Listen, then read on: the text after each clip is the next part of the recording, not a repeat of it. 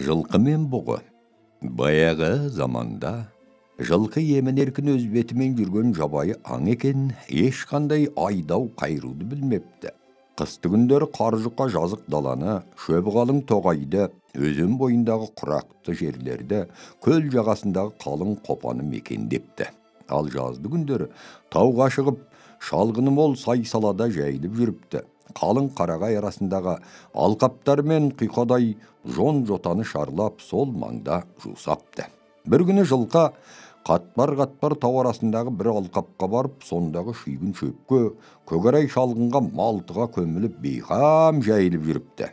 Өрісі кең, жайылымы жалпақ, көңілі жай екен. Сөйтіп жүргенде осы араға бір бұғы ауып келіпті. Шұрайлы алқаптың шөбі мол болған соң, жылқы жетеді ғой деп қызғаныш білдірмепті. Екеуі қатар жайыла беріпті. Келе-келе бұғы осы бір шұрайлы алқапты тек жалғыз өзі ғана мекендеуді мақсат етіпті. Содан көрінген жерде жылқыға тиісіп мүйіздей бастапты. Тыныштығы бұзылып, келімсек бұғыдан жәбір көрген жылқы арыз айтып адамға барыпты. Мен тау қойнауындағы шалғынды алқапта емін-еркін жайылып жүредім. Ешкімге кесір келтірмедім. Содан қасыма бұғы келді. Шөпті жайылымда жететін болған соң, жайылым мол ғой деп оны еркіне жібердім. Үндегем жоқ. Бірақ соңғы уақытта бұғы мені мүйіздеп қуа бастады. Тыныштық бермей жәбірлейтін болды. Енді оны өз мекенімнен қалай қуамын? Сен көмектеспес пе екенсің деп қиылап өтініпті. Қолға түспей жүрген асау жылқының бұл мұңын естіген соң адам оған шарт қойыпты. Мен бұғыны қуып тастаймын. Ол қолдан келеді. Бірақ мен жаяумын ғой. Ол үшін сенің үстіңе мініп алуым керек. Бұғыдан көрген жәбір жапасы үшін жылқы амалсыздан адамның айтқан шартына көніпті. Сол жерде адам жылқыны ноқталап мініп алады да бұғы жүрген алқапқа келеді. Қолына ұзын сойыл ұстаған адамның қарасын көрген заматта бұғы жан сақтау үшін тау-таудан асып қалың орманның ішіне сіңіп кетіпті.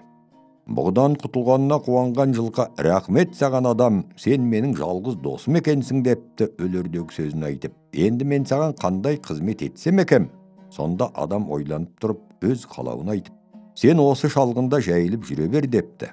Алдағы ісін түсіндіріп, бұдан былай сен менен қашушы болма. Саған қиянат жасамайтыныма көзің жетті ғой. Маған қажет бола қалсаң өзім келіп ұстап мінетін болайын. Жылқы адамның айтқанына көніпті. Сөйтіп содан бері жылқы адамға қызмет етіп келеді екен. Шаруасы біткен соң адам босатып жіберсе, тау арасындағы шалғынға барып аунап-қунап жүре береді екен. Ал бұғы адаммен достасқан жылқының маңына жоламай, орман арасын таудың ішін жайлап қашықта жүреді екен.